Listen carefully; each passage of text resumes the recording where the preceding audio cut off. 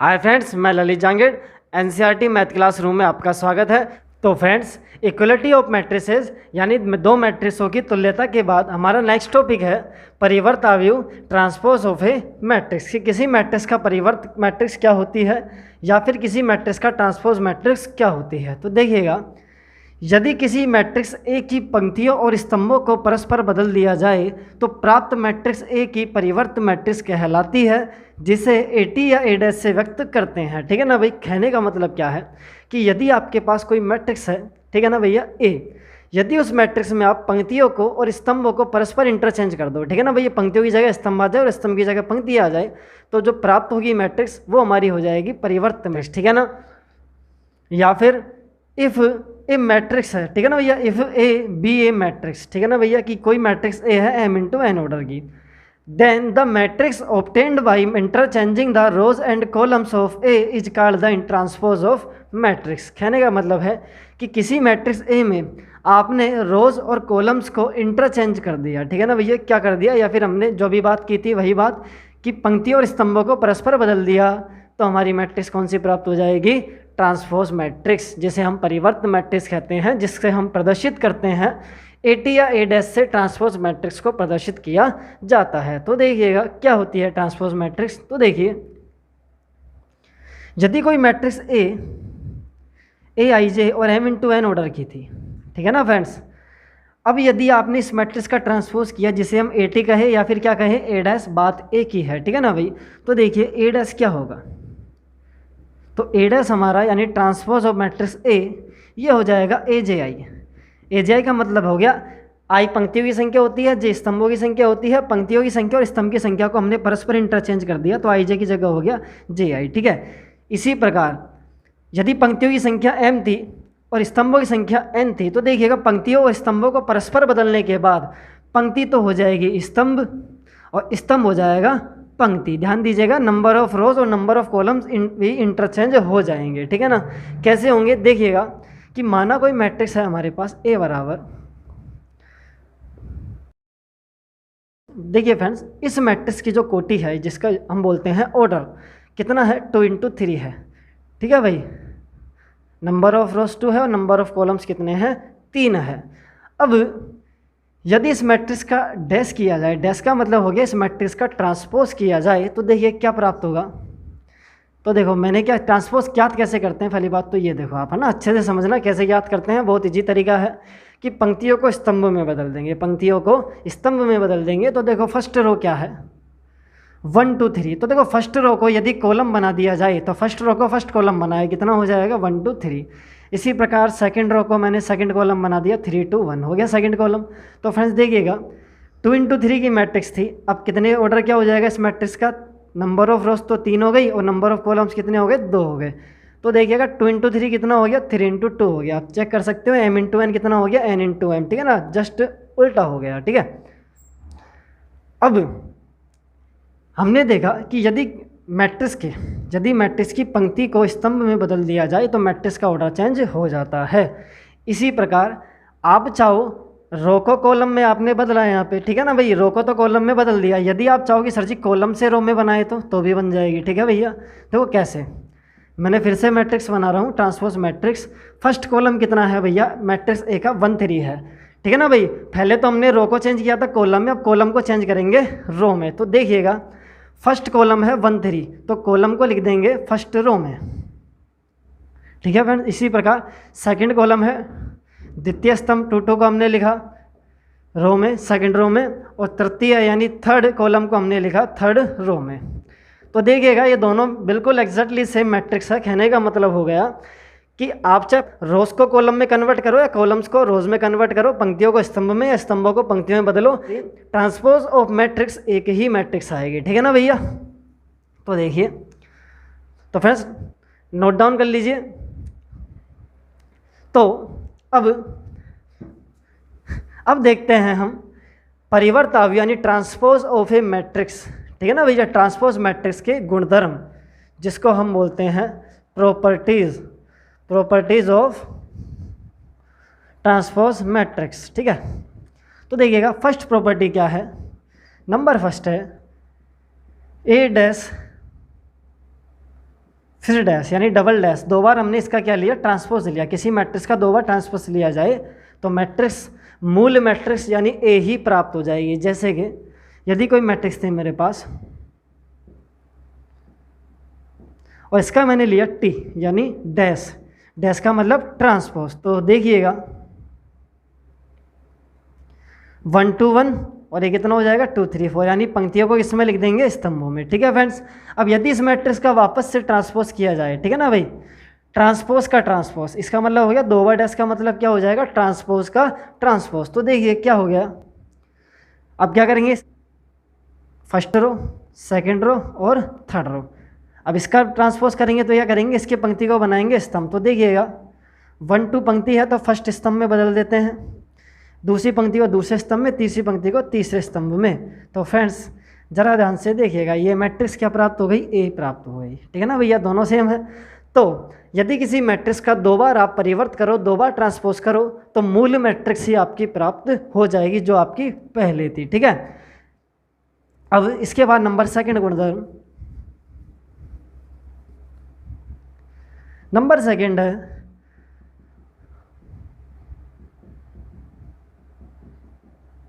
तो क्या मतलब है कि दो मैट्रिक्सों को जोड़ा जा रहा है, उसके बाद इसका क्या किया जा रहा है, टी, टी यानी हम क्या कह सकते हैं, टी को ट्रांसपोज। ठीक है, आप इसको डैश से लिखो, ठीक है ना भैया। चलो आप देखो, आपका जैसा मन करे ना, आप टी से लिखना चाहो तो टी से लिखो, डैश लगाना चाहो तो डैश भी लगाओ, कोई दिक्कत नहीं है ना, दोनों का मतलब सेम है।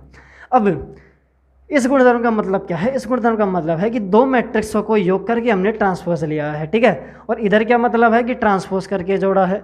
तो देखो इस गुणधर्म का मतलब है कि दो मैट्रिक्सों का एडिशन करके जोड़ करके आप ट्रांसपोज लो या फिर ट्रांसपोज करके जोड़ करो, दोनों का रिजल्ट सेम आएगा। ठीक है ना भैया, ये तो क्या कह रहा है कि दोनों को जोड़ के ट्रांसपोज करो या फिर ट्रांसपोज कर लो, पहले ट्रांसपोज कर लिया, उसके बाद क्या करो, एडिशन करो, जोड़ बात है। इसी प्रकार सबट्रैक्शन में भी यही नियम लागू होगा कि दो मैट्रिक्सों का आप घटाव करके ट्रांसपोज करो या फिर दोनों का ट्रांसपोज करके घटाव करो, दोनों का रिजल्ट सेम ही आएगा। तो फ्रेंड्स देखिएगा, दो मैट्रिक्सों का एडिशन, सब्ट्रैक्शन और मल्टीप्लिकेशन यानी दो मैट्रिक्सों का योग, गुणन और घटाव, तीनों सक्रियाएं हम नेक्स्ट टॉपिक में पढ़ने वाले हैं, आज क्लास में ही पढ़ेंगे। ठीक है, तो थर्ड गुणधर्म क्या है कि दो मैट्रिक्सों का गुणनफल का टी करना है, टी यानी आपको ट्रांसपोज करना है, जिसको मैंने लिखा डैश से। ठीक है, ए गुणा बी का हमने किया डैश, डैश का मतलब हो गया ट्रांसपोज। तो आप दोनों मैट्रिक्सों का ट्रांसपोज करना था, तो इसका वैल्यू किसके बराबर आएगा, बी डैश इंटू ए डैश। ठीक है भाई, ध्यान दीजिएगा, बी डैश इंटू ए डैश, क्रम चेंज हो गया था, ए बी का बी ए हो गया। तो इसका कहने का मतलब क्या है, इस गुणधर्म का सीधा सा मतलब है कि दो मैट्रिक्सों का गुणनफल करके आप ट्रांसपोज करो। ठीक है ना भैया, या तो दोनों को गुणा करके ट्रांसपोज करो या फिर पहले ट्रांसपोज कर लो, उसके बाद क्रम चेंज करके गुणा करो, तो रिजल्ट सेम आएगा। आप देख सकते हो यहाँ तो हमने गुणनफल पहले गुणा किया था, मल्टीप्लिकेशन किया ए और बी का, उसके बाद ट्रांसपोज लिया। यहाँ हमने पहले गुणा कर लिया और क्रम चेंज करके, यहाँ पहले हमने ट्रांसपोज कर लिया और क्रम चेंज करके गुणा कर लिया, तो दोनों का रिजल्ट क्या आएगा भैया, सेम आएगा। ठीक है, याद रखिएगा, बी पहले लिखा जाएगा देन ए लिखा जाएगा।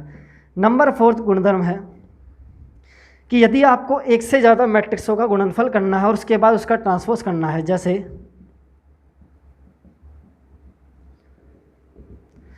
तो आपके पास टोटल नंबर ऑफ मैट्रिक्स कितने हैं भैया, एन है। कितने हैं, एन मैट्रिक्स है, एक से लेकर एन मैट्रिक्स है। सभी मैट्रिक्स को गुणा करके उसका आपको करना है ट्रांसपोज यानी परिवर्त करना है।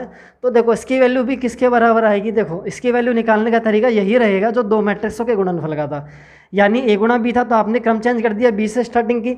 अब यहाँ पे स्टार्टिंग करेंगे ए एन से, ए एन का डैश, फिर क्या आएगा ए एन माइनस वन का डैश, इसी प्रकार A three dash, A two dash, A one dash. कहने का मतलब है एन मैट्रिक्स को गुणा करके आप ट्रांसपोज ज्ञात करो या फिर एन मैट्रिक्स का पहले ट्रांसपोज ज्ञात कर लो, उसके बाद क्रम को बदलते हुए, ठीक है ना भैया, लास्ट वाले को फर्स्ट लिखते हुए उसके बाद आप गुणा करो तो आपका रिजल्ट सेम आएगा। ध्यान दीजिएगा, क्रम का महत्वपूर्ण रोल होता है मैट्रिक्स में। ठीक है ना भैया, जब भी मैट्रिक्स का मल्टीप्लिकेशन किया जाता है तब उसके क्रम का, ठीक है ना भैया, उसके ऑर्डर का बहुत ही मेन रोल होता है, ये हम आगे समझेंगे। ठीक है ना, तो याद रखिएगा क्रम चेंज आपको करना है। ठीक है ना, जब भी इस गुणधर्म का, इस प्रॉपर्टी को आप काम में लोगे तो आपको हमेशा क्रम चेंज करना है।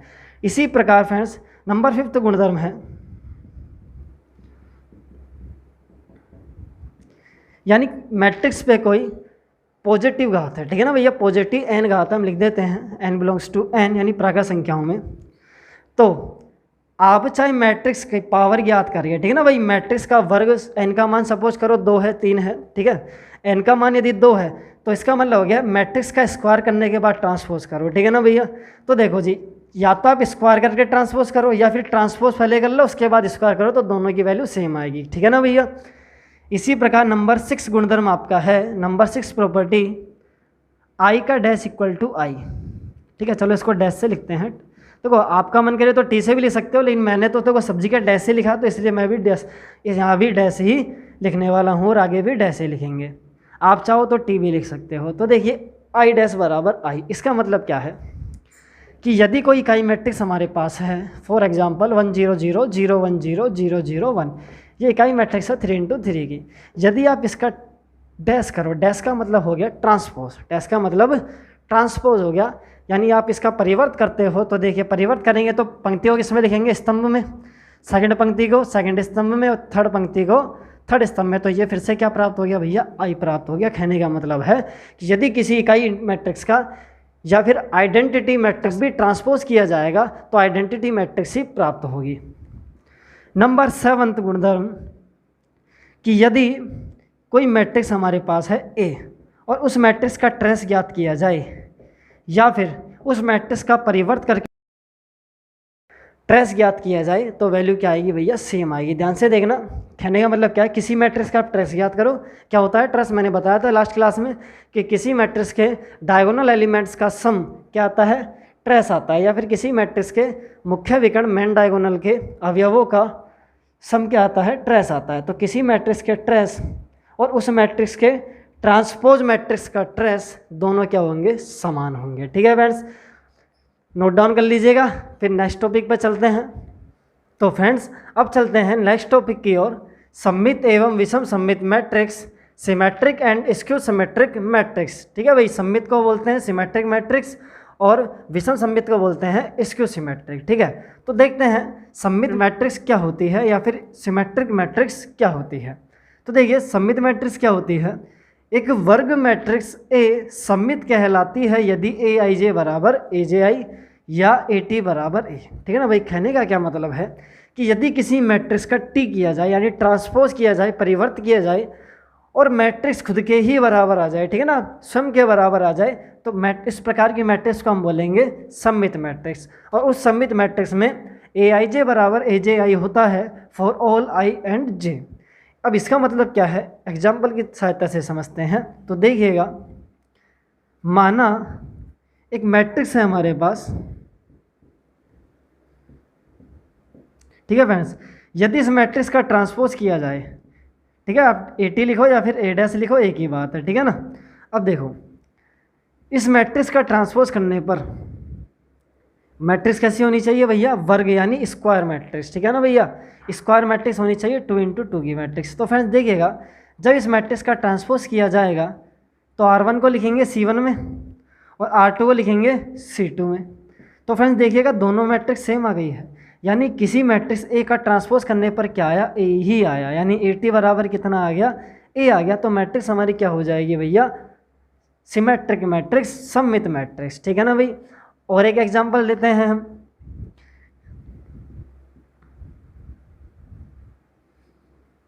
चलो A B and C,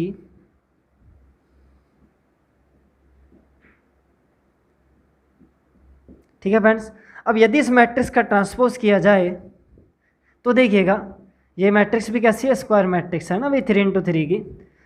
first row को फर्स्ट कॉलम में लिखा जाएगा, सेकंड रो को सेकंड कॉलम में, ठीक है, सॉरी एफ है, जी बी एफ लिख दिया आपने। अब आएगा एच एफ सी।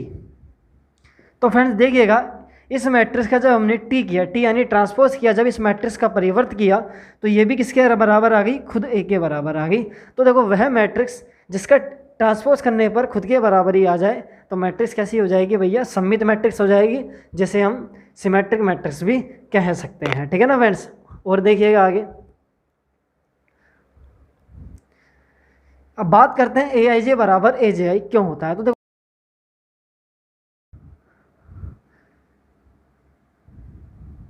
एक 3x3 की मैट्रिक्स के एलिमेंट लेते हैं, A11 A12 A13, 2 1 2 2 और 2 3, 3 1 3 2 3 3। तो फ्रेंड्स देखिएगा, जब भी कोई मैट्रिक्स सममित मैट्रिक्स होती है, जब भी कोई मैट्रिक्स, यहाँ पे ए सममित मैट्रिक्स है, तो हमने देखा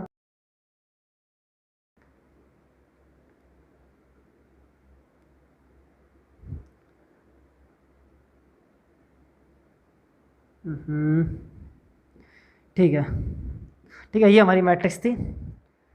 जब भी कोई मैट्रिक्स सममित होती है तो उसके मेन डायगोनल के, ठीक है ना भैया, या फिर हम बोले मेन डायगोनल के ऊपर और नीचे सेम पोजीशन के अवयव समान होते हैं। कहने का मतलब है, देखिएगा जी और जी बराबर है, एच और एच बराबर है, एफ और एफ बराबर है, यानी मेन डायगोनल के दाएं और बाएं दोनों तरफ जो अवयव होंगे समान होंगे। तो या फिर हम कहें मेन डायगोनल के, ये कौन सा अवयव है A12 और ये कौन सा है 2 1 है, यानी A12 किसके बराबर आ रहा है, चलो यही लिखते हैं, A12 बराबर आ रहा है 2 1 के। ठीक है, आ रहा नहीं आ रहा, सिमेट्रिक मैट्रिक्स में देख के बताइए, जी जी के बराबर। इसी प्रकार ये कौन सा हो गया 1 3, और ये कौन सा हो जाएगा 3 1, और ये F हो गया हमारा 2 3, और ये हो गया 3 2। ठीक है, यहाँ देख के लीजिए। अब यहाँ जरा ध्यान से देखिएगा, यदि ये I है और यदि ये J है, तो आई जे हमारा कितना हो गया, जे आई हो गया। देखिए देखिएगा 1 2 कितना हो गया 2 1 हो गया, 1 3 कितना हो गया 3 1। तो हम इसीलिए बोलते हैं कि यदि किसी कोई मैट्रिक्स सममित मैट्रिक्स है तो उसमें ए आई जे बराबर क्या होगा भैया, ए जे आई होगा। ध्यान दीजिएगा, ठीक है ना भैया। 1 2 2 1 के बराबर होगा, 1 3 3 1 के, और 2 3 3 2 के। आप चेक कर सकते हो, यहाँ 1 2 2 1 के बराबर है, 1 3 3 1 के बराबर है, और 2 3 3 2 के बराबर है। ठीक है क्या नहीं? इसलिए हम बोलते हैं ए आई जे किसके बराबर होगा, ए जे आई के बराबर होगा। ठीक है फ्रेंड्स, अब बात यदि हम करें विषम सममित मैट्रिक्स की, ठीक है, तो देखिए विषम सममित मैट्रिक्स क्या होती है, इसको हटा देते हैं। यदि आप उतारना चाहो तो उतार लीजिएगा।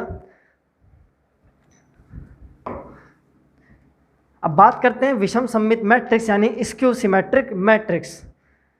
तो एक वर्ग मैट्रिक्स ए विषम सममित कहलाती है यानी स्क्यू सिमेट्रिक कहलाती है यदि ए आई जे बराबर माइनस ए जे आई या फिर ए टी बराबर माइनस ए। देखिए ध्यान दीजिएगा, यहाँ पे तो क्या था, ए टी बराबर ए था, यानी ट्रांसपोज करने पर किसके बराबर आ जाए, ए के बराबर। लेकिन यहाँ पे ट्रांसपोज करने के बाद किसके बराबर आएगी मैट्रिक्स, माइनस ए के बराबर। किसके बराबर आएगी भैया, माइनस ए के बराबर। तो देखिएगा एग्जाम्पल के थ्रू समझते हैं। एक मैट्रिक्स मैंने बनाई, ठीक है फ्रेंड्स। अब यदि आप इसका ट्रांसपोज करें यानी 80, तो देखिए होगा क्या, जैसे हम इसका ट्रांसपोज करेंगे R1 को कहाँ लिखेंगे भैया, C1 में, और R2 को कहाँ लिखेंगे, C2 में। अब यदि इस मैट्रिक्स से, ध्यान दीजिएगा, मैट्रिक्स के प्रत्येक अवयव से आप एक एलिमेंट कॉमन ले सकते हो, ठीक है ना भैया। तो देखो यहाँ प्रत्येक अवयव से माइनस से कॉमन ले सकते हैं, तो माइनस से कॉमन लेंगे, बाहर आ जाएगा माइनस। कितना हो गया, 0 + 2 -2 और 0, ठीक है ना भैया। माइनस प्लस हो गया, प्लस माइनस हो गया, दोनों के दोनों क्या है, 0 है, तो इन पर कोई फर्क नहीं पड़ेगा। तो हमने देखा क्या आ गया, ये माइनस ए आ गया, ये तो माइनस हो गया, और ये किसके बराबर हो गई हमारी मैट्रिक्स, ए के बराबर हो गई। तो ध्यान दीजिएगा, वह मैट्रिक्स जिसमें परिवर्त करने पर जो मैट्रिक्स प्राप्त हो वो माइनस ए के बराबर हो, यानी खुद के ऋणात्मक के बराबर प्राप्त हो, तो मैट्रिक्स क्या हो जाएगी भैया, विषम सममित, या फिर हम कहें स्क्यू सिमेट्रिक। और एग्जाम्पल ले तो हम देखिएगा, और एग्जाम्पल लेते हैं, चलो यहाँ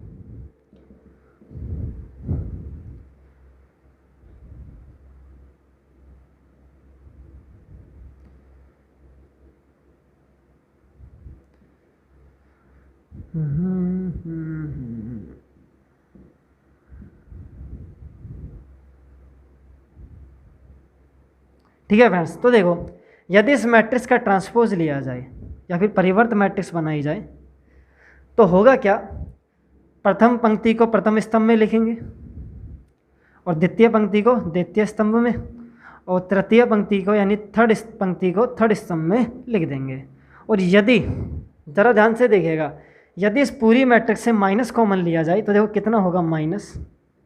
ठीक है, तो देखो इसको हटा देते हैं। अब आप उतारना चाहे तो उतार लीजिएगा, अभी इसको हम हटा देते हैं। तो देखिए जैसे हम इसमें से माइनस कॉमन लेंगे तो होगा क्या, ये तो जीरो ही रहेगा, ये माइनस हो जाएगा और ये माइनस माइनस प्लस हो जाएगा। इसी प्रकार ये माइनस माइनस प्लस, ये जीरो माइनस माइनस प्लस, ये plus minus minus plus minus minus और ये जीरो। तो फ्रेंड्स देखिएगा किसके बराबर आ गया, -1 के बराबर।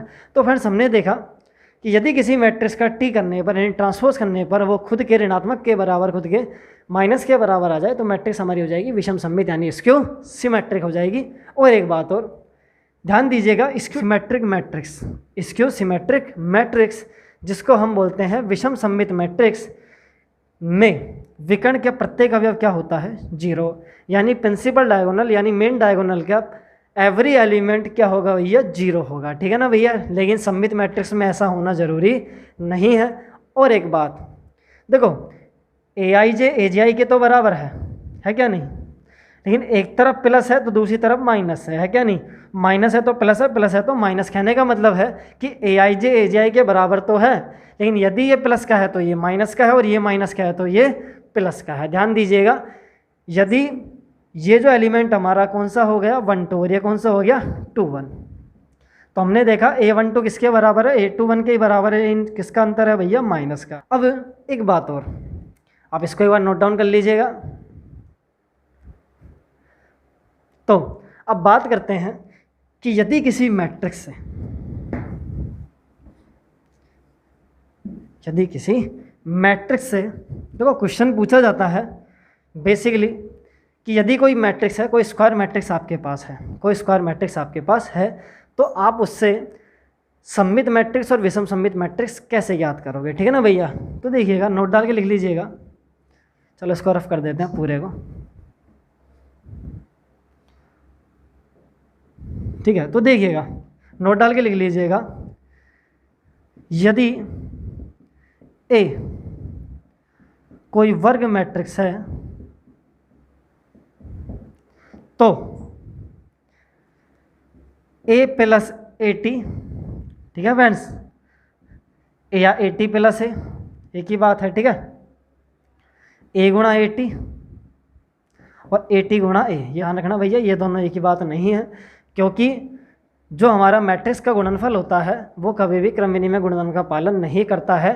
तो इसके बारे में आगे पढ़ेंगे। तो आप देखिएगा यदि कोई मैट्रिक्स A है, ठीक है ना भाई, और मैट्रिक्स कैसी है, स्क्वायर मैट्रिक्स है, वर्ग मैट्रिक्स है, तो A प्लस AT और A गुणा AT या AT गुणा A करने पर आपको मिलेगी सममित मैट्रिक्स। कौन सी मैट्रिक्स मिलेगी, सममित मैट्रिक्स मिलेगी, जिसको हम बोलेंगे सिमेट्रिक। और फ्रेंड्स यदि A माइनस AT किया जाए तो आपको मिलेगा विषम सममित, विषम सममित। तो देखो जी, हम यानी स्क्यू सिमेट्रिक, जिसको हम बोलेंगे स्क्यू सिमेट्रिक, स्क्यू सिमेट्रिक। तो फ्रेंड्स समझिएगा, यदि कोई मैट्रिक्स A है और आपको क्वेश्चन दे दिया जाए कि आप इस मैट्रिक्स की सहायता से एक सममित मैट्रिक्स बनाइए, तो आप क्या करोगे, इस मैट्रिक्स का T यानी ट्रांसपोज मैट्रिक्स याद करो, जिसको हम बोलेंगे AT। ठीक है, याद कर लिया A का। अब यदि दोनों को जोड़ दे या दोनों को गुणा कर दे क्रम चेंज करके, A गुणा AT या फिर AT गुणा A, तो आपको कौन सी मैट्रिक्स मिलेगी भैया, सममित सिमेट्रिक मैट्रिक्स मिलेगी।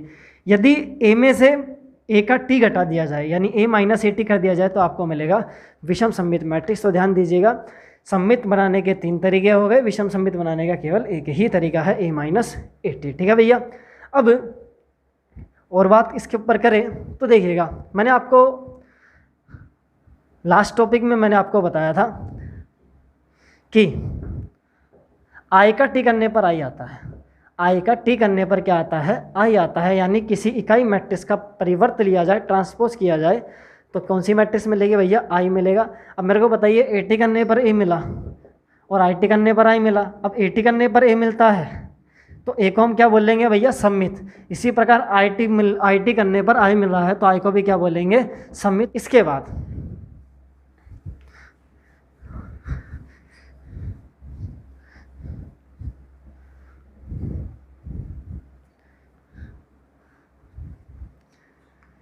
एक प्रमेय है, प्रमेय क्या है, ठीक है ना, याद रखिएगा, क्वेश्चन पूछ लिया जाता है कभी कभी इसके ऊपर भी, कि यदि A कोई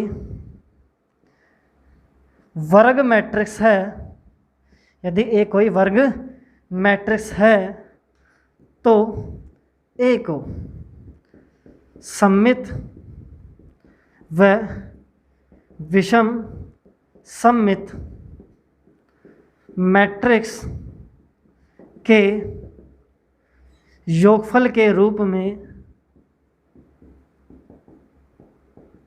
व्यक्त किया जा सकता है, व्यक्त किया जा सकता है। ठीक है फ्रेंड्स। या फिर N E square matrix, N E square matrix can be expressed as sum of a symmetric and a skew symmetric matrix. इसका मतलब ये है कि किसी स्क्वायर मैट्रिक्स को आप एक्सप्रेस यानी प्रदर्शित कर सकते हो, व्यक्त कर सकते हो सम के रूप में, यानी योगफल के रूप में। किस किस के योगफल के रूप में? सिमेट्रिक मैट्रिक्स यानी और स्क्यू सिमेट्रिक यानी सममित मैट्रिक्स और विषम सममित मैट्रिक्स के योग के रूप में। तो देखो कैसे प्रदर्शित करते हैं।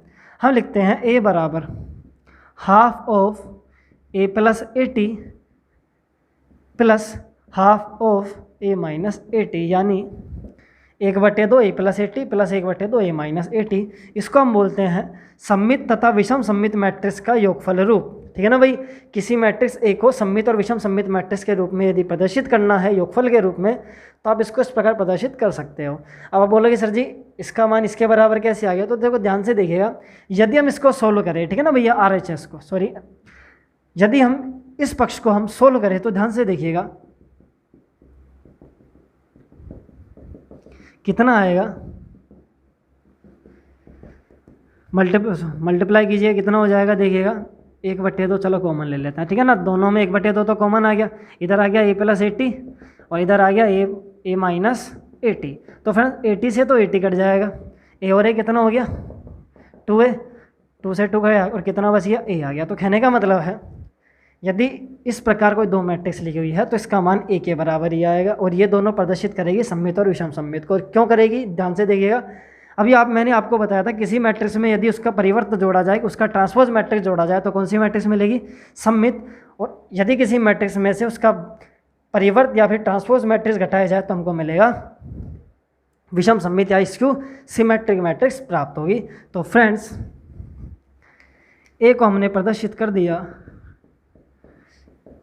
सममित और विषम सममित के रूप में। ठीक है जी। अब चलते हैं नेक्स्ट टॉपिक के ऊपर, नोट डाउन कर लीजिएगा, ठीक है फ्रेंड्स। तो friends symmetric and skew symmetric matrix को, ठीक है भाई, symmetric and skew symmetric matrix जिसको हम बोलते हैं सममित और विषम सममित मैट्रिक्स को एग्जाम्पल की सहायता से समझेंगे। तो देखिएगा एक एग्जाम्पल हमने लिया, express the matrix B as the sum of a symmetric and a skew symmetric matrix, या फिर मैट्रिक्स बी को सममित तथा विषम सममित मैट्रिक्स के योगफल के रूप में व्यक्त कीजिए। ठीक है ना भाई। तो देखिएगा मैंने आपको बताया था किसी मैट्रिक्स ए को सममित और विषम सममित या सिमेट्रिक और विषम सिमेट्रिक या सॉरी स्क्यू सिमेट्रिक मैट्रिक्स के योगफल के रूप में व्यक्त करने का तरीका क्या होता है? Half of A plus A T half of A minus A T. इसी प्रकार यदि कोई मैट्रिक्स बी को आप सममित और विषम सममित सिमेट्रिक एंड विषम स्क्यू सिमेट्रिक मैट्रिक्स के योगफल के रूप में प्रदर्शित करना चाहते हैं तो उसको आपको लिखना होगा बी प्लस बी टी और बी माइनस बी टी। ठीक है ना भैया, एक ही जगह जस्ट बी रख देना है। ठीक है। अब देखिएगा तो क्वेश्चन को कैसे सोल्व करेंगे। सबसे पहले बी प्लस बी टी याद करेंगे, फिर बी माइनस बी टी याद करेंगे, दोनों की वैल्यू यहाँ पुट कर देंगे। ठीक है। तो देखिएगा सॉल्यूशन पी आपको दिया हुआ है 2 -2 -4 -1 3 4 1 -2 -3। यदि इस मैट्रिक्स का टी लिया जाए या फिर ट्रांसपोज किया जाए तो कितना आएगा भैया? फर्स्ट रो को फर्स्ट कॉलम में कन्वर्ट कर देंगे, कितना हो जाएगा? 2 -2 -4। इसी प्रकार -1 फिर 3 एंड 4, उसके बाद आ जाएगा 1 -2 और -3। तो हमने इस मैट्रिक्स का ट्रांसपोज ज्ञात कर लिया। ठीक है भाई। अब फिर हम ज्ञात करेंगे बी प्लस बी टी, यानी दोनों मैट्रिक्सों का योगफल बी का और बी टी का। तो देखिएगा फ्रेंड्स कितना हो जाएगा, प्लस बी टी की वैल्यू कितनी है,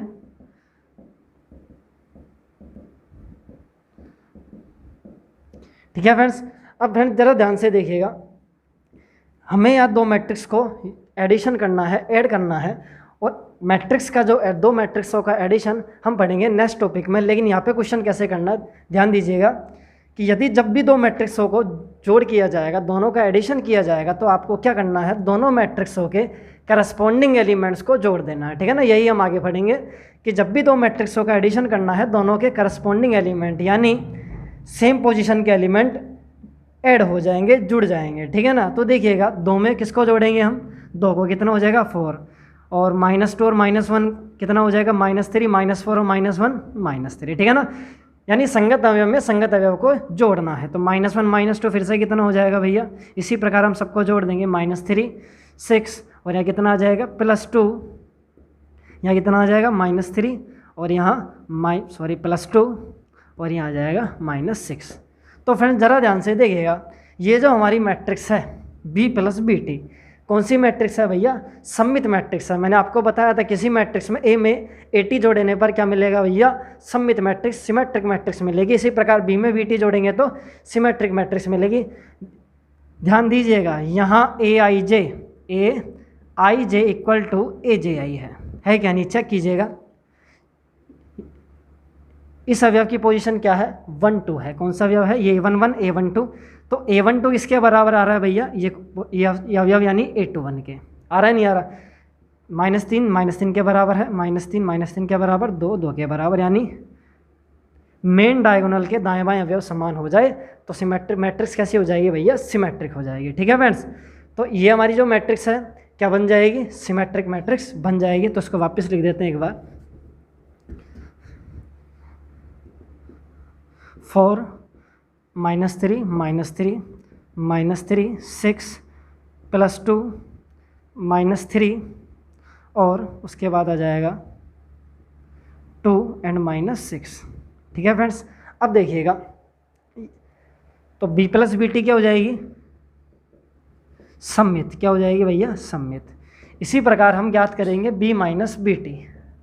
अब देखो B + BT में हमने क्या किया था, करस्पॉन्डिंग एलिमेंट यानी संगत अवयव को हमने जोड़ा था। यहाँ हम क्या करेंगे, संगत अवयव को घटा देंगे। तो देखिएगा B की वैल्यू रखेंगे सबसे पहले, कितना हो जाएगा, 2 -2 -4 -1 3 4 1 -2 एंड -3, माइनस, फिर वैल्यू रखेंगे फिर उसके बाद वैल्यू रखेंगे -BT की।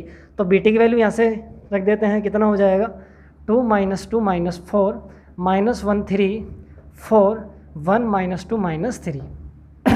तो फ्रेंड्स देखिएगा 2 -2 कितना आ जाएगा, 2 -2 करने पर आ जाएगा हमारे पास 0, ठीक है फ्रेंड्स। इसी प्रकार -2 और माइनस +1 हो गया, दो में से एक जगह कितना बचेगा, -1 बचेगा। -4 -1 कितना हो जाएगा, -5 हो जाएगा, ठीक है फ्रेंड्स। इसी प्रकार -1 और माइनस कितना हो गया, +2 कितना हो जाएगा, 1, ये कितना हो जाएगा 0, और ये कितना हो जाएगा 6, ठीक है। इसी प्रकार 4 में से गया कितना बचेगा भैया, +5, और यहाँ कितना आ जाएगा, -6, और इधर कितना आ जाएगा 0। तो देखिएगा B - BT हमको कौन सी मैट्रिक्स मिलेगी भैया, विषम सममित स्क्यू सिमेट्रिक। क्यों मिलेगी, क्योंकि स्क्यू सिमेट्रिक मैट्रिक्स के मेन डायगोनल के एलिमेंट तो क्या होते हैं भैया, 0 होते हैं, 0 होते हैं, और AIJ बराबर क्या होता है, -AJ, यानी यहाँ माइनस है तो यहाँ प्लस है, एलिमेंट सेम रहेंगे, यहाँ माइनस है तो यहाँ प्लस है, और यहाँ प्लस है तो यहाँ माइनस है, ठीक है ना भैया। तो AIJ किसके बराबर आ रहा है, -AJ के बराबर आ रहा है। तो मैट्रिक्स क्या हो जाएगी, B - BT हो जाएगा भैया विषम सममित यानी स्क्यू सिमेट्रिक्स, ठीक है। तो देखिएगा इस प्रकार, इसलिए योगफल रूप क्या हो जाएगा दोनों का, सिमेट्रिक और स्क्यू सिमेट्रिक का, half B + BT + half B - BT, ठीक है। तो देखिएगा वैल्यू रख दीजिएगा, B + BT की वैल्यू कितनी आई थी फ्रेंड्स, ये रही 4 -3 -3 -3 -3 2 -6। इसी प्रकार बी माइनस बी टी की वैल्यू हमने क्या ज्ञात की थी, कितनी आई थी, 0 -1 -5। तो फ्रेंड्स 2 के अंदर आप चाहो तो मल्टीप्लाई कर सकते हो, तो कितना हो जाएगा 4/। अब देखो 1/2 को जब अंदर मल्टीप्लाई करेंगे तो ध्यान रखिएगा मैट्रिक्स में, ठीक है ना भैया, ये सारा पोर्शन है प्लस माइनस और मल्टीप्लिकेशन का, ये सब हम नेक्स्ट क्लास में पढ़ने वाले हैं। तो अभी आप देखिएगा, अभी आपको क्या करना है, आपको 1/2 को प्रत्येक एलिमेंट से गुणा करना है, एवरी एलिमेंट से। तो देखिएगा 4 को जब 1/2 से गुणा करेंगे तो 4 का भाग लगेगा, 2 में कितना हो जाएगा, 4 में 2 का भाग दिया तो 2 आ जाएगा। ये इधर कितना आ गया, -3/2। इसी प्रकार -3/2, 6 में 2 का भाग देंगे कितना आ गया 3, यहाँ 1 बचेगा, कितना आ जाएगा भैया -3/2, 1 वहाँ कितना आ गया -3। इसी प्रकार यहाँ पे कितना आ जाएगा 0, -1/2, -5/2 +1/2, 0, 6/2 कितना हो गया भैया 3 हो गया, और ये कितना हो गया 5/2, ये कितना हो जाएगा -3 और ये 0।